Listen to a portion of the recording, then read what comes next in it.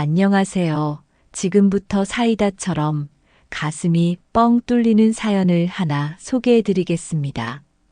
재미있게 들으시고 오늘도 행복하고 건강한 하루 보내세요. 저는 지금 72살입니다. 이 나이가 되어서야 처음으로 제 이름으로 살아보려고 해요. 아들 민수와 며느리 영희, 그리고 손주들이 제주도로 3박 4일 가족여행을 떠났습니다. 저만 빼고 말이죠. 어머니는 여행 가시면 힘드실 테니까 집에서 푹 쉬세요라고 하더군요. 사실 저도 바닷바람 쐬고 싶었는데 영희가 어머니 비행기 타시면 귀가 아프실 텐데요. 라며 걱정하는 척하니 말을 꺼낼 수가 없었어요. 그럼 우리끼리 재미있게 다녀올게요. 어머니는 집에서 편히 쉬셔요. 민수도 영희 말에 맞장구 쳤죠. 하지만 저는 알고 있어요. 제가 따라가면 불편할 거라는 걸. 호텔 방도 좁을 테고 음식도 제 입맛에 안 맞을 테니까 귀찮아할 거라는 거요. 공항으로 떠나는 택시를 배웅하고 나서 저는 텅 빈 집으로 돌아왔습니다. 4개월 전부터 준비해온 여행이라고 하는데 저한테는 일주일 전에야 알려줬어요. 어머니, 저희가 제주도 여행 가기로 했어요.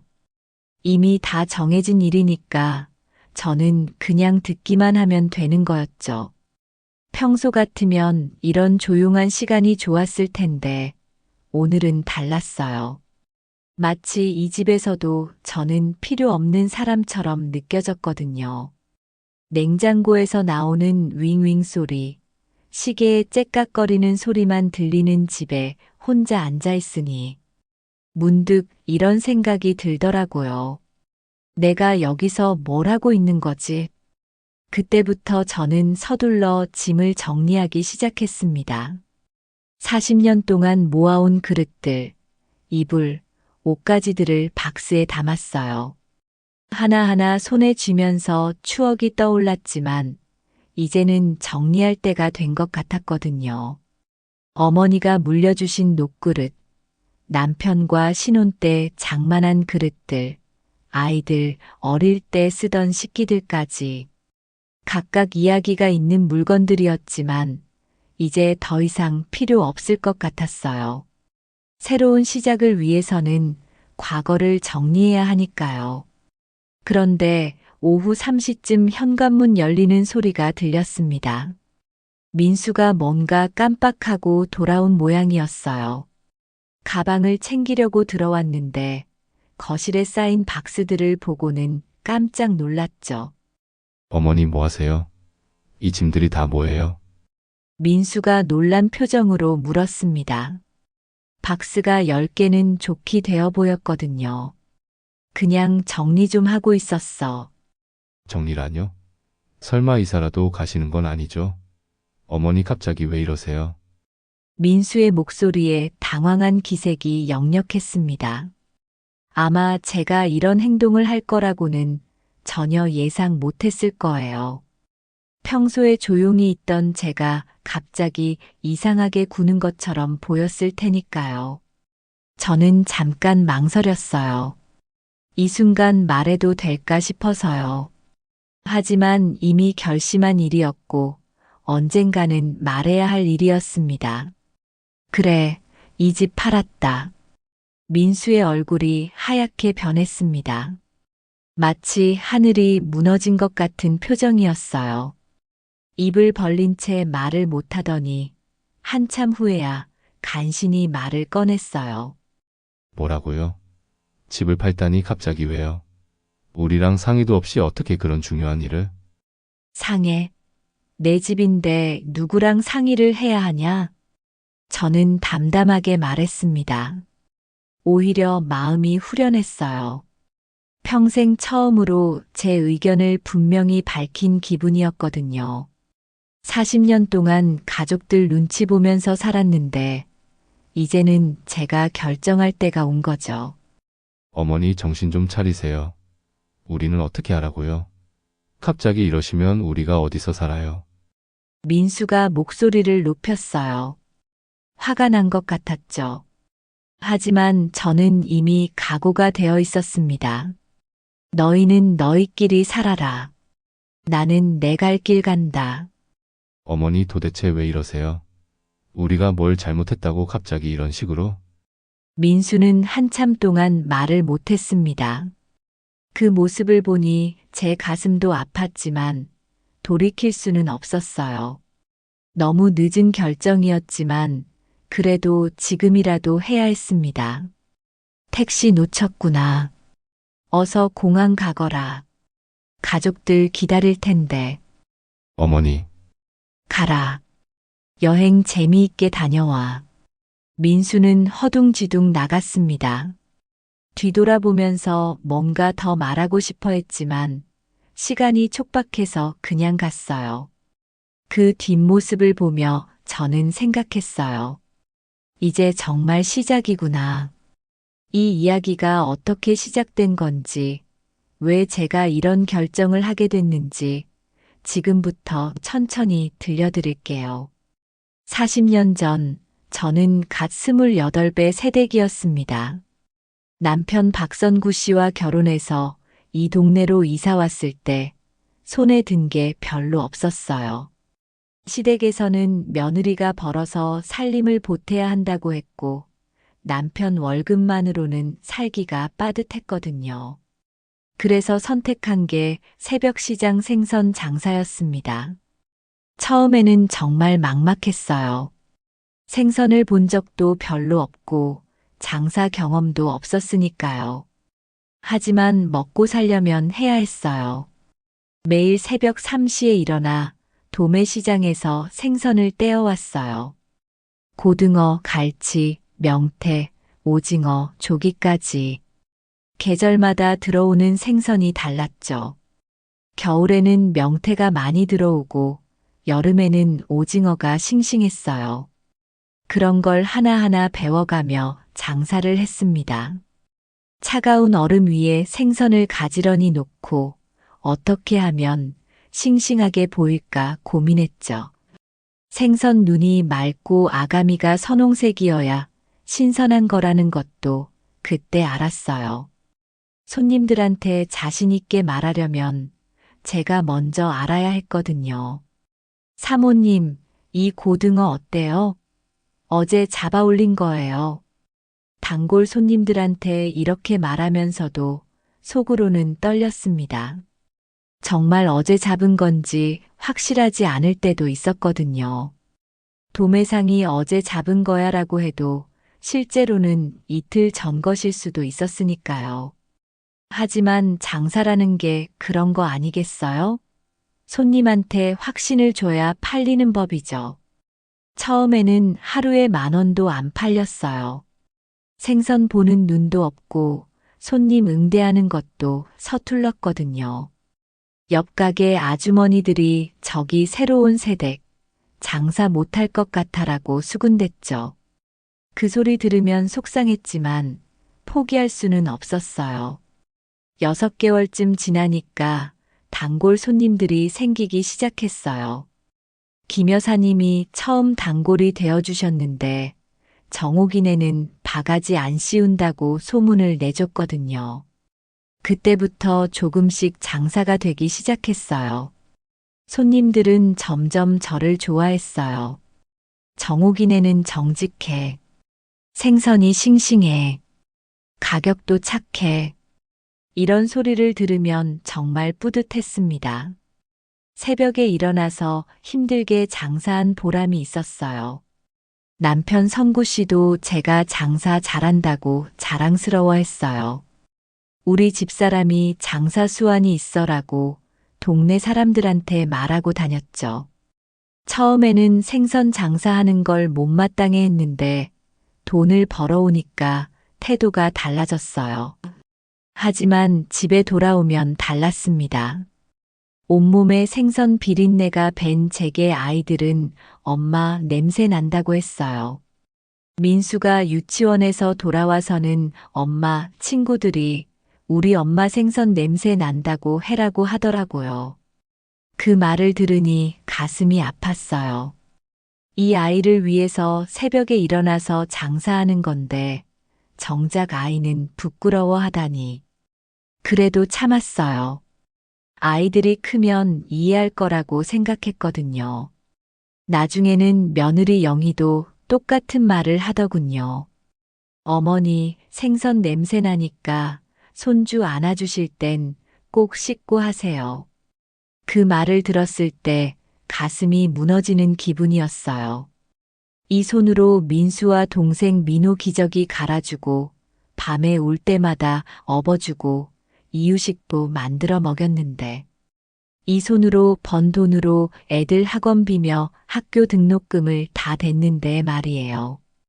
그래도 참았습니다. 며느리 입장에서는 깨끗한 할머니를 원할 수도 있다고 생각했거든요.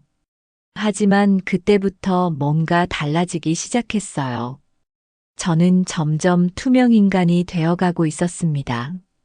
시장에서는 여전히 정옥이네 라고 반갑게 불러주는 사람들이 있었어요. 40년 단골인 김 여사님, 옆 좌판 생선 장수 박 아저씨, 떡집 할머니까지. 이분들과 이야기할 때만큼은 제가 한 사람의 인간이라는 느낌이 들었어요. 정옥 씨, 자식이 있어도 노후엔 혼자야. 자기 살 길은 스스로 챙겨야 해. 김 여사님이 가끔 하시던 말씀이 귀에 맴돌았습니다. 애들 다 키워놨다고 편하게 살 거라고 생각하면 큰 오산이야. 결혼하면 남남이 되는 거야. 그땐 무슨 뜻인지 몰랐는데 지금은 너무 잘 알겠어요. 처음에는 손주들이 태어났을 때가 가장 행복했어요. 민수 첫째 아들 지훈이가 태어났을 때 저는 산후조리원에서 밤낮으로 영희를 돌봤습니다. 미역국도 끓여주고 빨래도 해주고 아기 기저귀도 갈아주고요. 작은 손가락, 작은 발가락을 만지며 우리 새끼야, 할머니가 맛있는 거 많이 해줄게라고 중얼거렸죠. 밤에 울면 업어주고 이유식도 직접 만들어 먹였습니다. 시장에서 좋은 재료만 골라와서 정성스럽게 만들었어요. 둘째 딸 지은이가 태어났을 때도 마찬가지였어요. 영희가 어머니가 아니었으면 어떻게 했을까요? 라고 고마워했죠. 저도 그때가 가장 필요한 존재라고 느꼈어요. 하지만 아이들이 자라면서 달라지기 시작했어요. 영희가 이런저런 이유를 대며 저를 아이들로부터 멀어지게 했거든요. 어머니, 아이 없지 마세요. 허리 안 좋으시잖아요. 어머니, 이유식은 제가 할게요. 요즘 육아법이 달라졌어요. 너무 짜게 먹이면 안 된다고 해요. 어머니, 손주들이랑 놀 때는 목소리 좀 낮춰주세요. 너무 시끄러워해요. 하나하나는 다 이해할 만한 이야기였어요. 제가 나이 들어서 아이들 돌보는 게 힘들 수도 있고, 육아법도 바뀔 수 있잖아요. 하지만 결과적으로는 저를 아이들로부터 격리시키는 것이었죠. 제가 없어도 집안이 잘 돌아간다는 걸 보여주려는 것 같았어요. 어머니, 지훈이 영어 학원 보내려고 하는데 어떻게 생각하세요? 이런 식으로 물어보면서도 이미 다 정해놓고 저한테는 나중에 알려주는 거였어요. 제 의견을 묻는 게 아니라 그냥 통보하는 거였죠. 저녁 식탁도 마찬가지였습니다. 처음에는 온 가족이 함께 앉아서 밥을 먹었는데 점점 저만 따로 먹게 되었어요. 어머니는 입맛이 다르시니까 편하게 드세요라는 이유였죠. 지훈아, 할머니 밥 먹을 때까지 기다려라. 괜찮다. 애들 배고파 하는데 먼저들 먹어라. 나는 나중에 먹으면 돼. 이렇게 말하면서 저는 부엌에서 혼자 밥을 먹었어요. 거실에서 들려오는 가족들의 웃음소리를 들으면서요. 마치 가정부가 된 기분이었어요. 가족 단톡방에서도 저만 빠져 있었습니다. 우연히 영희 핸드폰을 보다가 알게 됐어요. 우리 가족이라는 이름의 단톡방이 있는데 민수, 영희, 지훈, 지은이만 있더라고요.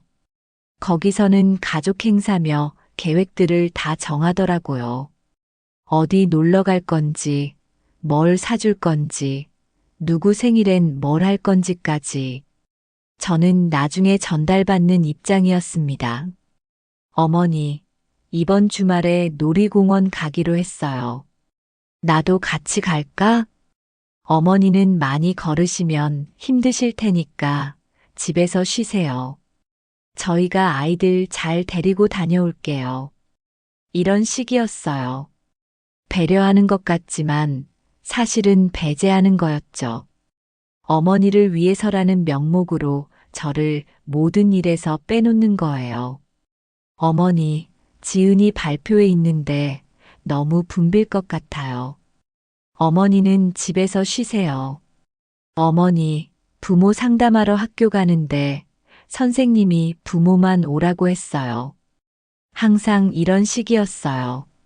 저는 점점 이 집에서 불필요한 존재가 되어가고 있었습니다. 가장 서러웠던 건 명절이었어요. 민수 동생 민호네 가족이 오면 온 가족이 거실에 모여서 즐겁게 이야기하는데 저만 부엌에서 설거지하고 음식 준비하고 있더라고요. 마치 식당 아주머니가 된 기분이었어요. 어머니, 설거지는 저희가 할게요. 어머니는 나가서 쉬세요. 영희가 이렇게 말하지만 실제로는 제가 다 했어요. 그리고 정리가 끝나면 가족들의 대화는 이미 끝나 있었죠. 저만 혼자 부엌에 남겨져서 뒷정리하는 거예요. 그때부터 생각했습니다. 내가 이 집에 왜 있는 걸까? 손주들이 저를 찾을 때도 있지만 그것도 잠깐이에요. 금방 할머니, 이제 엄마한테 갈래라고 하죠. 3년 전 여름 저는 허리 디스크 수술을 받았습니다.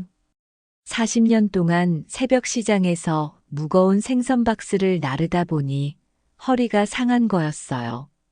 처음에는 파스 붙이고 참았는데 나중에는 걷기도 힘들어졌어요.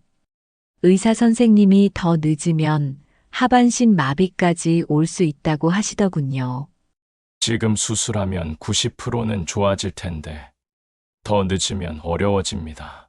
무서웠지만 수술을 받기로 했어요. 40년 동안 이 다리로 벌어먹고 살았는데 못 걷게 되면 안 되잖아요. 수술 날짜를 정하고 가족들에게 알렸습니다. 다음 주 화요일에 수술 받는다고요. 민수는 어머니 걱정 마세요. 저희가 다 챙겨드릴게요. 라고 했어요. 영희도 어머니 수술 잘 되실 거예요. 저희가 병원에서 기다리고 있을게요라고 격려해줬고요. 그런데 수술 전날 저녁에 민수한테서 전화가 왔어요. 어머니 죄송해요. 내일 아침에 갑자기 중요한 미팅이 잡혔어요.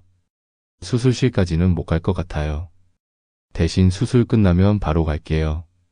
그래, 알겠다. 사실 섭섭했지만 뭐라고 할 수는 없었어요. 회사 일이 급하면 어쩔 수 없는 거니까요. 수술 당일 아침 저는 혼자 택시를 타고 병원에 갔습니다. 입원 수속도 혼자 하고 수술 동의서에도 혼자 도장을 찍었어요. 다른 환자들은 가족들이 와서 걱정하며 기다리는데 저는 병원 복도에 혼자 앉아 있었습니다. 간호사님이 물었습니다. 보호자분은 어디 계세요? 수술 설명 들으실 분이 있어야 하는데 아들이 일이 있어서 늦을 것 같아요. 곧 올 거예요. 그럼 수술 끝날 때까지는 오시겠죠? 네, 그럴 거예요. 하지만 속으로는 확신이 없었어요. 정말 올까 싶어서요. 수술실 앞에서 혼자 기다리면서 생각했어요. 나는 누구인가? 40년 동안 가족을 위해 살았는데 정작 제가 아플 때는 곁에 있어줄 사람이 없더라고요. 이게 정상적인 건가 싶었어요. 수술은 3시간 걸렸습니다. 척추에 들어간 디스크를 제거하는 수술이었는데 전신 마취를 해서 중간에 깨어날 수도 없었어요. 마취에서 깨어나니 저녁 6시였어요. 간호사님이 보호자분 연락드릴게요라고 하시더군요. 그런데 민수 전화는 계속 안 받치고 영희는 아이들 학원 데려다 주는 중이라 못 간다고 했어요. 지금 어머니 수술 끝나셨는데 아무도 안 오세요? 간호사님이 걱정스러운 표정으로 물었어요. 저는 창피했어요. 72살 할머니가 혼자 수술받고 혼자 있다니 얼마나 한심해 보였을까요? 괜찮아요. 곧 올 거예요.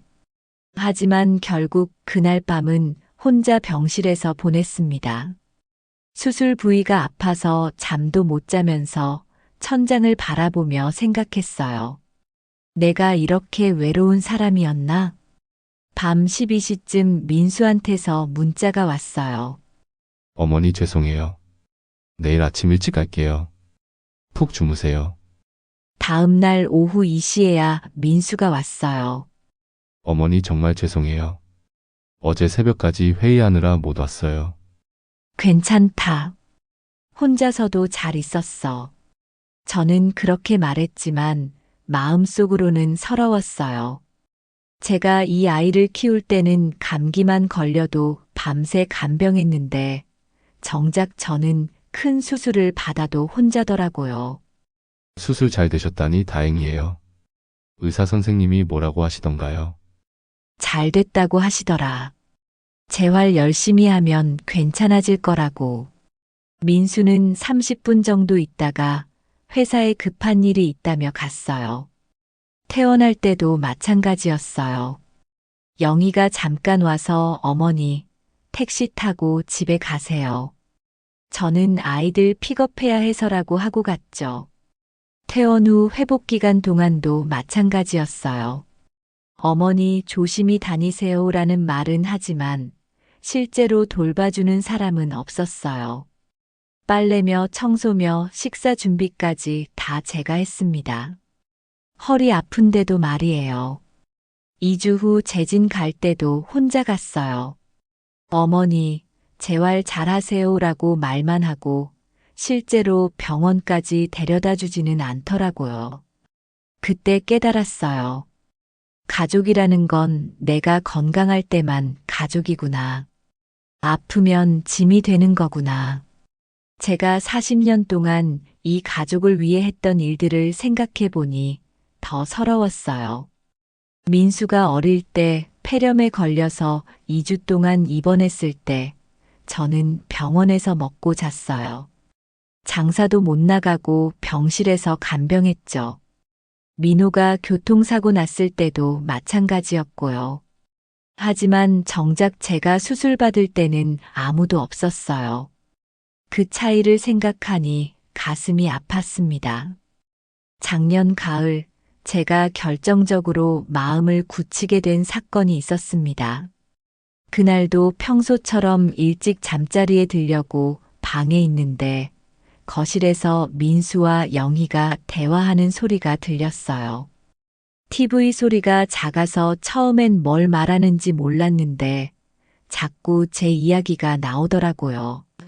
궁금해서 문을 조금 열고 들어봤습니다. 그리고 들은 대화는 평생 잊을 수 없을 것 같아요. 여보, 우리 진짜 어머니 문제 어떻게 할까요? 요즘 너무 심각한 것 같아요. 영희의 목소리였어요. 무슨 문제라는 걸까요? 저는 아무 문제도 일으키지 않는데 말이에요. 왜 또 뭔 일 있었어? 민수가 물었습니다. 어제도 가스불 끄는 걸 깜빡하셨잖아요. 그리고 같은 말씀을 몇 번씩 하시고 어머니가 치매 오시는 것 같아요. 제가 치매라고요? 저는 멀쩡한데 말이에요. 가스불은 그냥 깜빡한 거였어요. 누구나 할 수 있는 실수죠. 그리고 같은 말을 반복한 적도 없어요. 영희가 대답을 안 해서 다시 물어본 것 뿐이었는데요. 그리고 요즘 자꾸 옛날 얘기만 하세요. 시장에서 장사하던 얘기, 아버지 얘기 이런 거만 계속 반복하고 옛날 얘기를 하면 치매인가요? 저는 그냥 추억을 이야기한 건데 40년 동안 열심히 살아온 이야기들을 가끔 해서 뭐가 문제라는 건지 모르겠어요. 정말 치매인 것 같아. 민수의 목소리도 들렸습니다. 아니면 뭐겠어요? 요즘 어머니 보시면 예전 같지 않잖아요. 멍하니 있을 때도 많고, TV 보면서 혼잣말도 하고, 멍하니 있다고요? 저는 그냥 생각에 잠겨 있었던 건데, 그리고 TV 보면서 하는 말은 혼잣말이 아니라 그냥 감탄사였어요. 어머, 저 사람 참 잘생겼네. 이런 거 말하면 치매인가요? 그럼 어떻게 하자는 거야? 시설 알아봐야 하지 않을까요? 어머니도 전문적인 케어를 받으시는 게 좋을 것 같고. 시설이라고요? 저를 요양원에 보내자는 뜻인가요? 아무런 병도 없는데 그런데 어머니가 가실까? 반대하실 것 같은데. 설득해야죠. 어머니 건강을 위해서라고 하면서. 그리고 솔직히 우리도 좀 자유로워질 수 있잖아요. 이 말을 듣는 순간 제 가슴이 터질 것 같았어요. 저 때문에 불편하다는 뜻이잖아요. 어머니 없으면 우리가 훨씬 편해질 텐데. 아이들도 할머니 눈치 안 보고 자유롭게 놀 수 있고. 40년 동안 이 가족을 위해 살았는데 제가 눈치 보이는 존재였다니. 그리고 치매도 없는데 치매 환자 취급을 당하다니. 맞아. 아이들 친구 초대할 때도 어머니 때문에 신경 쓰이고.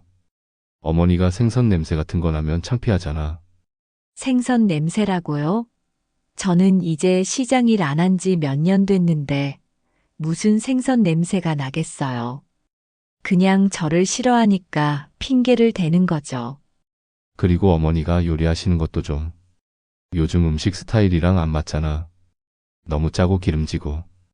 제가 40년 동안 해온 음식이 이제는 맛없다는 거네요. 그 음식으로 이 가족을 키웠는데 말이에요. 어머니가 가끔 아이들한테 하시는 말씀도 좀 그래. 요즘 교육 방침이랑 안 맞고. 제가 손주들한테 공부 열심히 해라 할머니처럼 고생하지 말고라고 하면 그게 잘못된 교육인가요? 그런데 시설비 만만치 않을 텐데. 민수가 걱정스럽게 말했어요. 어머니 적금이랑 연금으로 충분할 것 같아요. 그리고 이 집도 어머니 명의잖아요. 나중에 팔면 될 거고. 이 집을 팔아서 시설비를 내자는 얘기네요. 제가 40년 동안 번 돈으로 산 집을요. 그런데 어머니가 승낙하실까? 치매라고 하면 기분 나빠하실 것 같은데.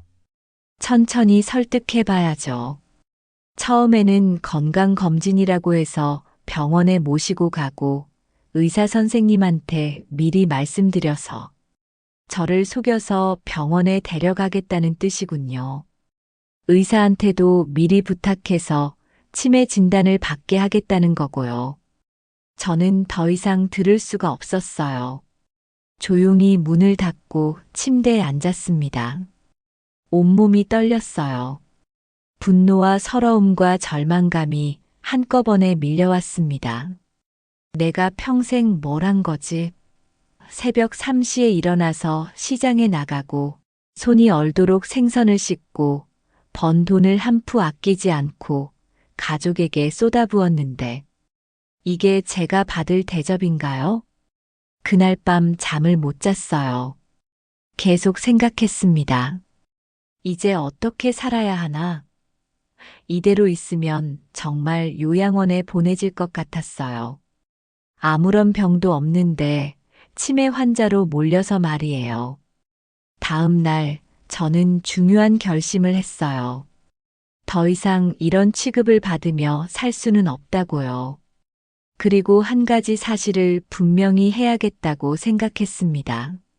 저는 서랍에서 오래된 서류들을 꺼냈어요. 집 등기부등본, 남편 생명보험 증서, 그리고 40년 동안 모은 통장들. 이 서류들이 제게 용기를 줄 거라고 생각했거든요. 이 집은 15년 전에 샀습니다. 당시 민수는 대학생이었고 민호는 고등학생이었어요. 누가 집값을 냈을까요? 바로 저였습니다. 남편 성구 씨가 교통사고로 세상을 떠났을 때 받은 보험금이 1억 2천만 원이었어요. 그때는 큰 돈이었죠. 그리고 제가 시장에서 40년간 벌어서 모은 돈이 8천만 원. 합쳐서 2억 원으로 이 아파트를 샀어요. 민수는 당시 대학생이라 돈이 있을 리 없었고, 나중에 결혼해서도 이 집에 한 푼도 보태지 않았어요. 영희도 마찬가지고요. 그런데 지금은 마치 자기들 집인 것처럼 행동하더라고요. 등기부등본을 다시 보니 분명히 제 이름으로 되어 있었어요. 그런데 언제부터인가 민수와 영희는 우리 집이라고 말하기 시작했어요. 통장을 들여다보니 더 황당했어요. 민수 결혼할 때 예단금으로 3천만 원을 줬어요. 신혼집 전세자금으로 5천만 원도 빌려줬고요. 민호 결혼할 때도 마찬가지로 8천만 원을 줬습니다. 손주들 돌잔치, 백일잔치, 첫 생일까지 매번 몇백만 원씩 들었어요. 학용품이며 옷이며 장난감까지 사주느라 든 돈도 만만치 않고요. 계산해보니 지금까지 아이들에게 준 돈이 2억 원이 넘었어요. 그 돈은 다 어디서 나온 거겠어요? 새벽 3시에 일어나서 차가운 생선을 만지며 번 돈이에요. 손이 얼어서 감각이 없어질 때까지 일해서 번 돈이고요. 40년 동안 명절이면 차례상에 올릴 음식 준비하느라 며칠씩 고생했어요. 제사 지낼 때마다 시장에서 제일 좋은 재료만 골라와서 정성스럽게 요리했고요. 아이들 아플 때는 밤새 간병했고, 학교 행사 있을 때마다 도시락도 싸주고, 운동회 때는 온 가족 음식을 준비했어요. 그게 다 사랑이라고 생각했거든요. 그런데 지금 저는 치매 환자 취급받으며 시설로 보내질 위기에 처해 있다니. 이게 말이 되나요? 저는 그 순간 결심했어요. 더 이상 당할 수 없다. 이 집은 제 집이고 제가 번 돈으로 산 집이에요. 누구도 저를 내쫓을 권리는 없어요. 하지만 여기서 계속 살 수는 없었어요. 가족들과 매일 얼굴 보며 이런 갈등을 겪을 수는 없잖아요. 그리고 언젠가는 정말로 저를 속여서 요양원에 넣을지도 모르고요. 그렇다면 답은 하나였습니다. 집을 팔고 내가 원하는 곳에서 새 인생을 시작하자. 40년 동안 꿈꿔왔던 일이 있었어요. 바닷가에서 작은 횟집을 하는 것. 시장에서 생선을 팔면서 늘 생각했거든요. 언젠가 바다가 보이는 곳에서 횟집을 해보고 싶다고. 손님들이 정옥인의 생선은 정말 싱싱해라고 할 때마다 뿌듯했어요. 그 실력이면 횟집도 할 수 있을 것 같았거든요. 생선 보는 눈이 있고 회 뜨는 솜씨도 있으니까요. 이제 그 꿈을 이룰 때가 온 것 같았어요. 민수네 가족이 제주도로 떠난 다음 날 저는 부동산에 갔습니다. 40년 단골인 시장 동료 박순자 씨와 함께요. 순자 씨는 5년 전에 남편을 잃고 혼자 사는데 항상 언젠가 바닷가에서 조용히 살고 싶다고 하셨거든요. 정호가 정말로 집을 팔 거야? 아들한테 말도 안 하고? 그럼 더 이상 여기서 눈치 보며 살 수 없어. 치매도 없는데 치매 환자 취급당하면서 살 수는 없잖아. 순자 씨도 제 사정을 알고 있었어요. 가끔 시장에서 만나면 정호가 넌 너무 착하게 산다. 가족들이 널 너무 당연하게 생각하는 것 같아라고 하셨거든요. 그래, 우리 나이에 뭘 못하겠어? 아직 정정하잖아. 부동산 사장님이 집을 보러 왔어요. 요즘 이 동네 아파트 값이 많이 올랐습니다. 4억 정도는 받으실 수 있을 것 같아요. 15년 전에 2억에 산 집이 4억이 되었다니. 그동안 집값이 많이 올랐나 봐요. 저는 망설임 없이 팔겠습니다라고 했어요. 그런데 가족분들 동의는 받으셨나요? 아드님은 뭐라고 하시던가요? 제 집이니까 제가 알아서 하겠습니다. 부동산 사장님이 조금 의외라는 표정을 지었지만 등기부등 본상 제 명의니까 문제 없다고 하더군요. 계약서에 도장을 찍는 순간 마음이 후련했습니다. 동시에 약간의 두려움도 있었어요. 72살에 새로운 인생을 시작한다는 게 쉬운 일은 아니니까요. 정호가 우리 정말 동해안에 가서 횟집 할 거야? 순자 씨가 설레는 표정으로 물었어요. 우리는 이미 강릉 근처 작은 어촌 마을에 횟집 자리를 알아봐뒀거든요. 인터넷으로 검색해보니 바다가 한눈에 보이는 2층 건물이 나왔어요. 1층은 횟집, 2층은 우리가 살 공간으로 쓰기로 했고요. 그럼 내 손이 아직 칼질을 할 수 있는 한 나는 내 인생을 살 거야. 저는 정말 그렇게 생각했어요. 40년 동안 시장에서 생선을 다뤄온 실력이면 횟집 정도는 할 수 있을 것 같았거든요. 무엇보다 바다를 바라보며 일할 수 있다는 게 좋았어요. 집안을 정리하면서 추억이 담긴 물건들을 봤어요. 아이들 어릴 때 사진, 남편과 찍은 결혼 사진, 40년 동안 모은 그릇들. 하나하나가 제 인생의 흔적이었죠. 특히 남편 선구 씨와의 사진을 보니 가슴이 찡했어요. 여보, 나 이제 새로운 인생 시작한다. 하늘에서 지켜봐 줘라고 중얼거렸어요. 하지만 과거에 얽매일 수는 없었어요. 이제 새로운 시작을 해야 하니까요. 꼭 필요한 것들만 챙기고 나머지는 과감히 처분했습니다. 40년 동안 모은 그릇들 중에서도 정말 소중한 것들만 골랐어요. 어머니가 물려주신 녹그릇 몇 개, 남편과 신혼 때 산 찬그릇, 그리고 아이들이 어릴 때 선물해준 컵 하나. 이것들이면 충분했어요. 민수가 택시 타고 가면서 마지막으로 한 말이 기억나요. 어머니 다시 생각해 보세요. 우리가 잘못했으면 사과할게요. 하지만 이미 늦었어요. 저는 더 이상 누군가의 눈치를 보며 살고 싶지 않았거든요. 제 이름으로 제가 원하는 방식으로 살고 싶었어요. 이틀 후 이사 트럭이 왔습니다. 40년 동안 살던 집을 떠나는 순간이었어요. 마지막으로 집 안을 한 바퀴 돌아보면서 생각했어요. 이제 정말 끝이구나. 강릉 근처 작은 어촌 마을에 도착한 건 일주일 후였어요. 바다 냄새가 코끝을 스쳤을 때 저는 여기가 내가 있을 곳이구나 라고 느꼈습니다. 3시간 동안 차를 타고 와서 피곤했는데 바다를 보는 순간 모든 피로가 날아갔어요.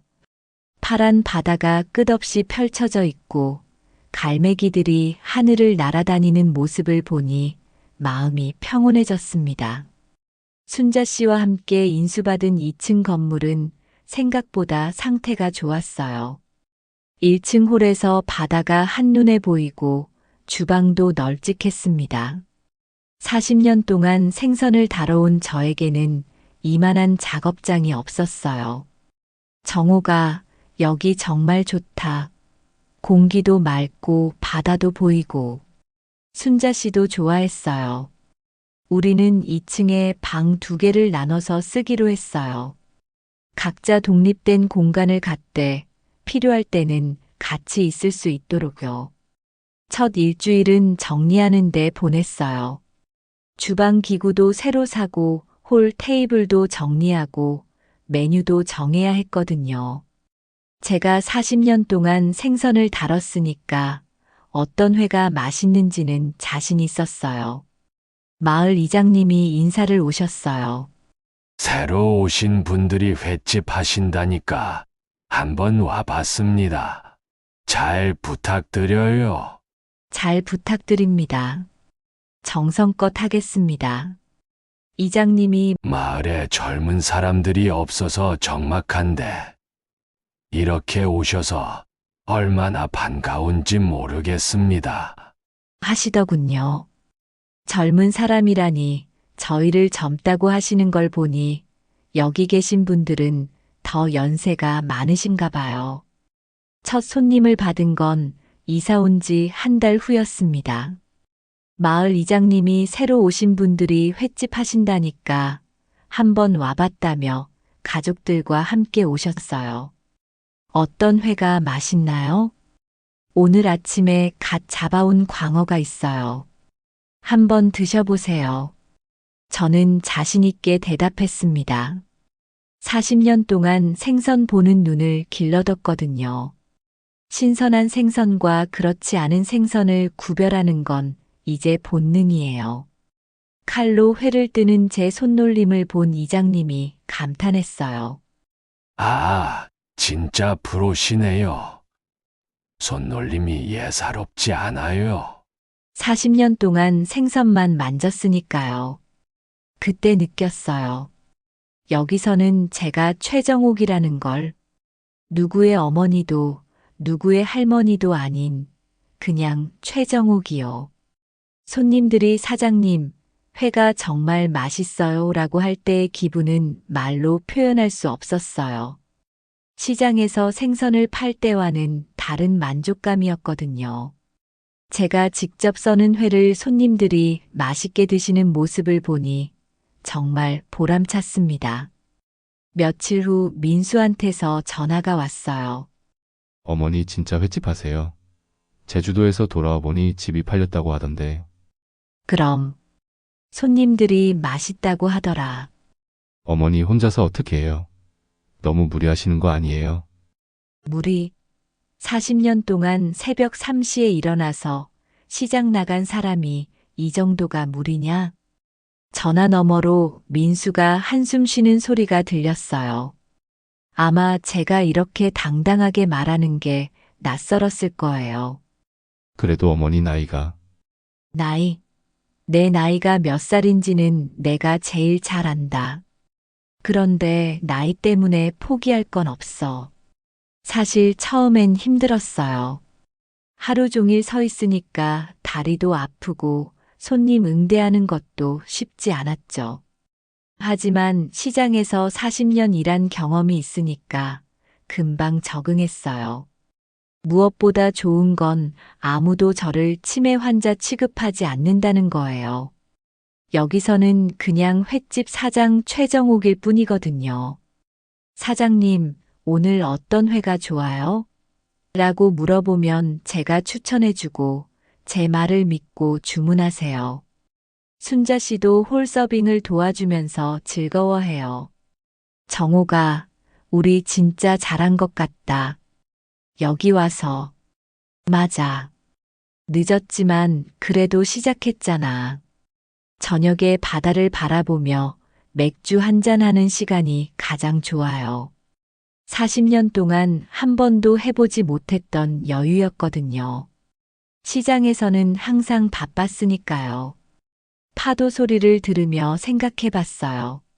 내가 지금까지 뭘 위해 살았나? 가족을 위해서였죠. 남편을 위해, 아이들을 위해, 손주들을 위해. 하지만 정작 저 자신을 위한 시간은 없었어요. 최정옥이라는 사람은 어디에도 없었죠. 이제는 달라요. 아침에 일어나면 오늘은 뭘 해볼까? 라고 생각해요. 손님들한테 어떤 메뉴를 추천할까? 홀은 어떻게 꾸밀까? 새로운 요리는 뭘 만들어 볼까? 이런 고민들이 즐거워요. 한 달 후 영희한테서도 전화가 왔어요. 어머니, 그래도 가족이잖아요. 다시 생각해 보셔서 집으로 돌아오세요. 영희야, 고맙다. 하지만 나는 여기서 내 인생을 살 거다. 어머니가 없으니까 애들이 할머니 보고 싶다고 해요. 그 말을 들으니 마음이 아팠어요. 손주들은 정말 사랑하거든요. 하지만 돌아갈 수는 없었어요. 다시 그 생활로 돌아가면 또 투명 인간이 될 테니까요. 애들이랑 여기로 놀러 와라. 바다도 구경하고 회도 먹고. 어머니, 영희야, 나는 이제 누구의 엄마, 누구의 할머니가 아니라 최정옥으로 산다. 그게 나한테는 더 행복한 일이야. 전화를 끊고 나서 바다를 바라봤어요. 석양이 바다에 비쳐서 반짝반짝 빛나고 있었습니다. 그 모습을 보니 제 마음도 평온해졌어요. 3개월이 지나니 단골 손님들이 생겼어요. 마을 사람들은 물론이고 주변 도시에서 일부러 찾아오는 분들도 있었죠. 정옥이네 횟집 회가 정말 맛있다더라는 소문이 났나 봐요. 특히 토요일 저녁에는 젊은 커플들이 많이 와요. 바다를 보면서 회를 먹는 분위기가 좋다고 하더라고요. 그럴 때마다 뿌듯해요. 제가 만든 음식으로 사람들이 행복해하는 걸 보면요. 어느 날은 서울에서 온 젊은 부부가 있었는데 남편이 아내한테 이렇게 말하더라고요. 여보, 우리도 나중에 나이 들면 이렇게 바닷가에서 살까? 좋아. 사장님처럼 멋지게 살자. 그 말을 들으니 기분이 좋았어요. 제가 누군가에게 롤모델이 될 수 있다니. 72살에 새로운 인생을 시작한 할머니가 멋있다고 생각해 주다니요. 6개월이 지난 지금 저는 이곳에서 완전히 새로운 사람이 되었습니다. 마을 사람들은 저를 횟집 사장님이라고 부르고 단골 손님들은 정옥이네 횟집이라고 해요. 순자 씨와 저는 이제 진짜 좋은 동반자가 되었어요. 서로 의지하면서도 간섭하지 않고 각자의 삶을 존중해 주죠. 이런 관계가 있다는 것도 몰랐어요. 정옥아, 우리 진짜 용감했다. 이 나이에 새로운 시작을 하다니. 맞아. 무서웠지만 해보니까 할만하더라. 아직도 가끔 가족들 생각이 나요. 특히 손주들 말이에요. 지훈이가 할머니, 언제 와요? 라고 문자를 보낼 때면 마음이 아프죠. 하지만 후회는 없어요. 처음으로 제 이름으로 살고 있거든요. 민수도 한 달에 한 번씩은 전화해요. 어머니 몸 괜찮으세요? 힘들면 언제든지 돌아오세요. 하지만 저는 걱정 마라. 나는 여기서 잘 살고 있다고 대답해요.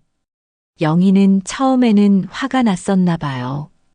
어머니가 왜 이런 식으로 하시냐고 했거든요.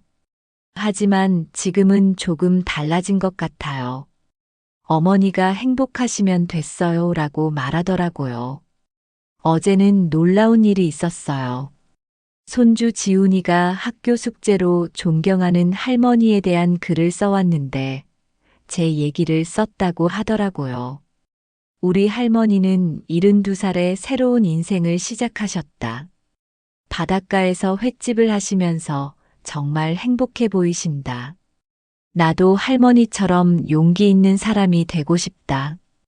민수가 그 글을 사진으로 보내줬을 때 저는 눈물이 날 것 같았어요.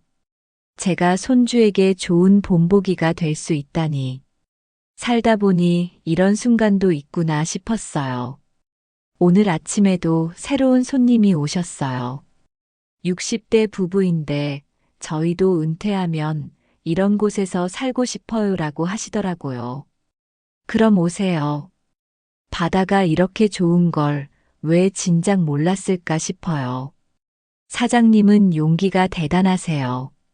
저흰 아직 용기가 안 나요. 용기는 필요할 때 생기는 거예요. 저도 처음엔 무서웠어요. 정말 그래요. 처음에는 무서웠어요.